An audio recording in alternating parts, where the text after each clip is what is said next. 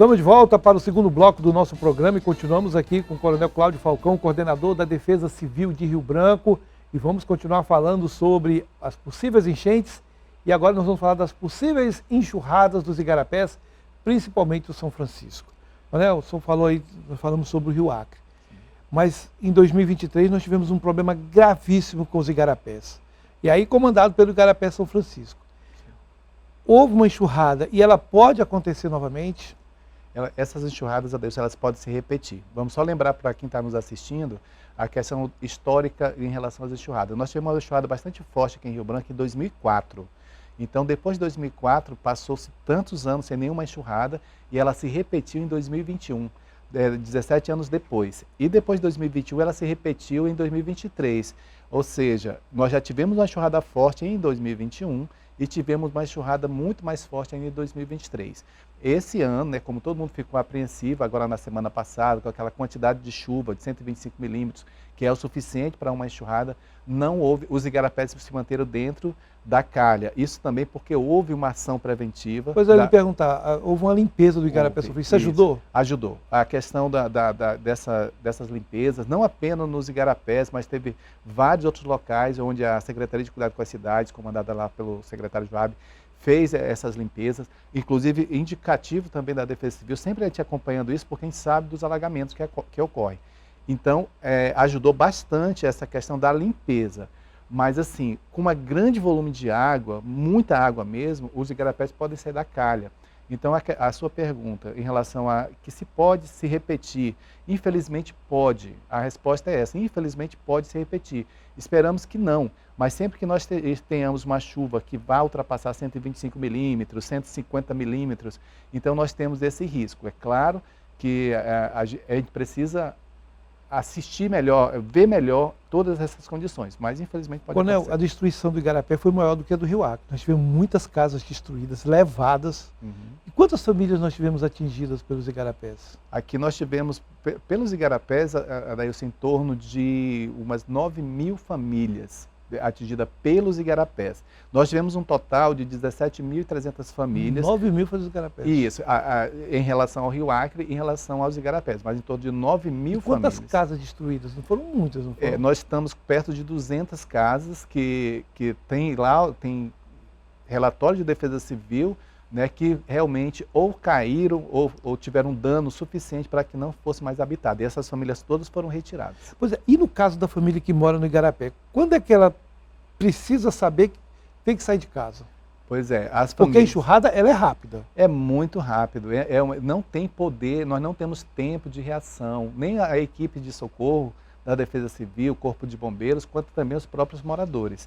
Então, assim, quem mora às margens de igarapés mora em área de risco especialmente hidrológico, mas também tem um risco geológico. Então, essas pessoas elas têm que estarem 24 horas se automonitorando. Essa é a grande questão. A Defesa Civil, as equipes de socorro, que nós fazemos monitoramentos também em várias áreas de risco, mas nós não moramos lá. Então, é preciso que a população também nos ajude nesse sentido. O que é que eu digo, Adeilson, para saber quando deve sair de casa? É uma receita caseira, pensada até por mim mesmo. Então, o que ocorre? Aumento de nível de igarapé. Nós precisamos saber a velocidade que ele aumenta. Nessa última enxurrada, nós tínhamos até 30 centímetros a cada hora de aumento de igarapés. Então, é uma velocidade muito alta, muito grande. Então, a pessoa que está ali, que vê que nós temos uma quantidade de chuva considerável, como aconteceu na semana passada, e esse igarapé, esse córrego está aumentando, pega-se um pedaço de madeira, mede com a sua própria mão, a mão masculina, ela tem em torno de 22 centímetros daqui para cá, que chama de palmo, ou então se você tem uma régua escolar, prepare esse material, coloca ali próximo, com todo cuidado, evidentemente, e observe o que ela está aumentando. Se ela chegar ali a 10 a 20 centímetros a cada hora, é o momento de pensar em sair. Né, Coronel? Exatamente. Coronel, vamos para a área rural, porque nós tivemos um prejuízo muito grande. Eu mesmo fiz matéria ali no Benfica, onde bananais foram perdidos com a enchente do Rio Acre. E aí esses produtores, eles plantaram depois em seguida e veio a seca. Sim. E aí essas plantas não cresceram, principalmente melancia, eles perderam muita plantação de melancia. E agora eles plantaram de novo, já correm o risco de perder a produção. Esse foi um dos grandes prejuízos, não foi também dessas cheias que nós tivemos ano passado? A produção, inclusive a agricultura familiar, ela teve muitos prejuízos. Prejuízos tanto na parte de cheia, como você colocou, quanto na parte de seca. Nós já em 2022, já o ano retrasado, nós fizemos um levantamento, né, que a Secretaria Municipal de Agricultura faz o seu levantamento, nós fizemos o nosso também de Defesa Civil, fazendo a pesquisa nesses locais e também fazendo um cálculo de perda. As perdas chegam a 40% da produção, né? E tem muitos produtores que sequer plantam porque já vê a iminência de perder. Então, a região rural, pelo menos agora, ela é muito vista por nós. Sempre eu penso nesses produtores, né, em relação à ajuda, até ajuda humanitária, né, para poder chegar lá, a ajuda que elas perdem. Isso. Se o produtor perde sua plantação, a sua produção, ele vai perder poder de compra, poder econômico. E isso é muito ruim. Então, aquela feira que ele pode fazer 2 vezes por mês, ele vai fazer uma vez só.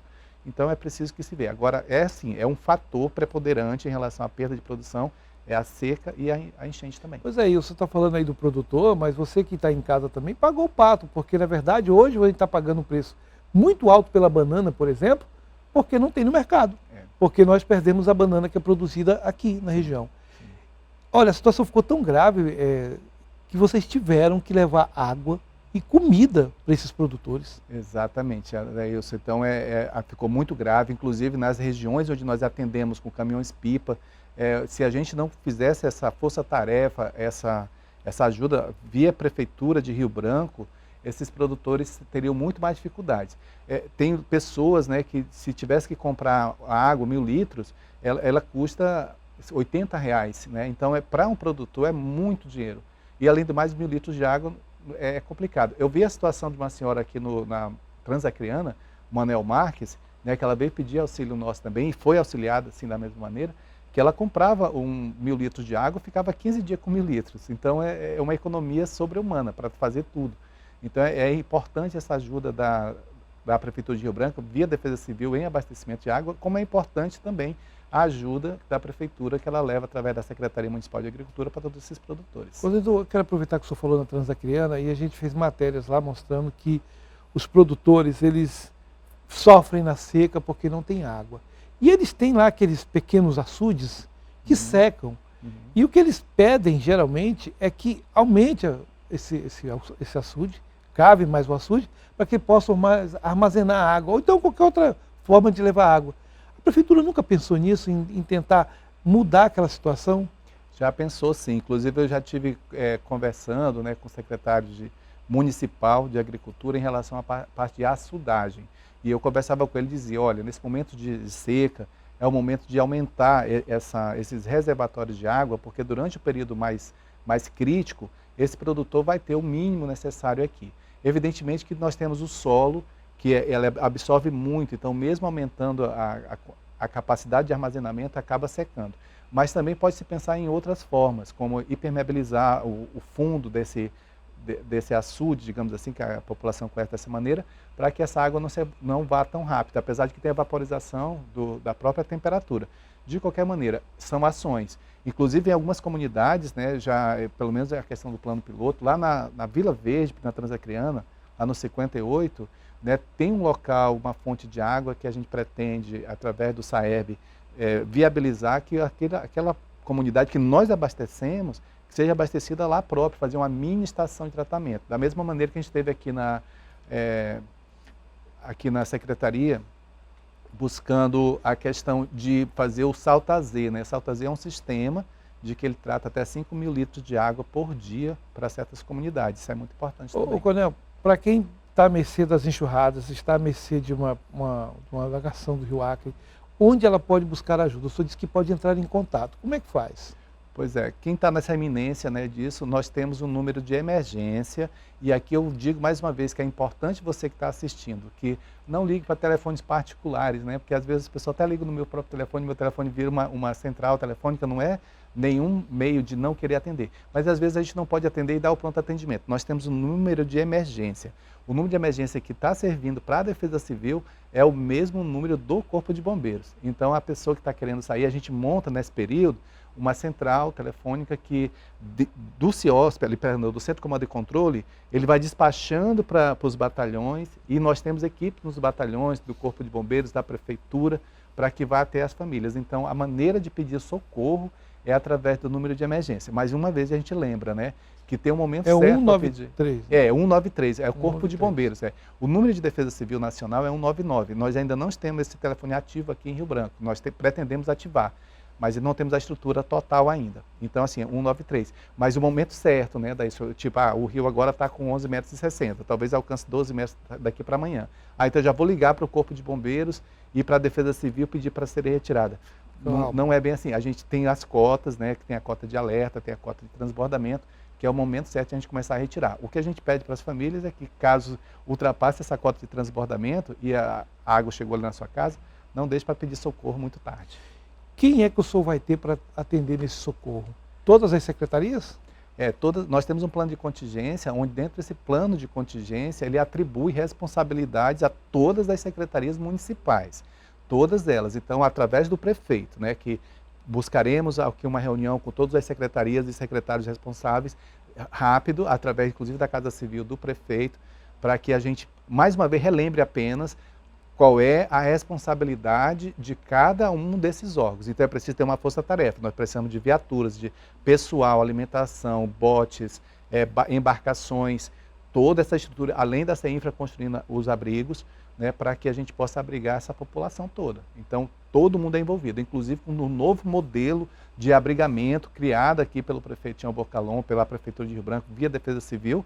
Nós precisamos até de muito mais mão de obra ainda do que a gente precisava antes. Tem muita gente que aparece nessa época, Coronel, ajudando as famílias. Pede dinheiro, pede comida, mas tem alguns casos que não é muito confiança esses pedidos, né, que aparecem principalmente na internet.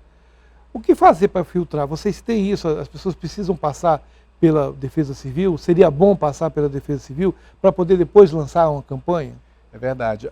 O povo acriano, não o povo acriano apenas, mas o brasileiro em si, ele é muito solidário, né? Tem pessoas que tiram muito proveito, sim, num período de desastre, mas tem muitas pessoas que querem ajudar. Então, às vezes, a pessoa, na ânsia de ajudar, também atrapalha. Como é que é feito esses protocolos? É canal oficial. Quem é o responsável por campanhas no momento de desastre? É a assistência social do município, via Defesa Civil.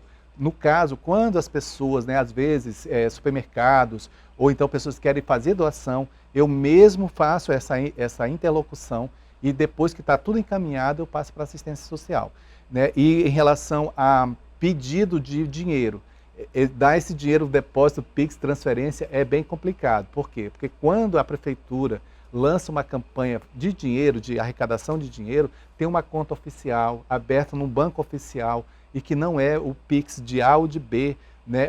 Agora é lógico que durante todo esse período aí, Adailson, as pessoas, às vezes em conjunto, querem ajudar. É complicado a gente falar alguma coisa, porque tem pessoas com muito boa intenção, como tem pessoas que não têm essa boa intenção. Tem que ter muito cuidado. Coronel, obrigado aqui pela sua participação, lembrando as pessoas em casa que é 193 o pedido de ajuda, né? Desejar ao senhor muita energia. O senhor vai precisar de muita energia, muita força a partir de agora, porque nós temos da seca e agora vamos entrar numa cheia. E boa sorte lá na sua luta. Eu sei que você é uma pessoa competente, é uma pessoa interessada no que faz.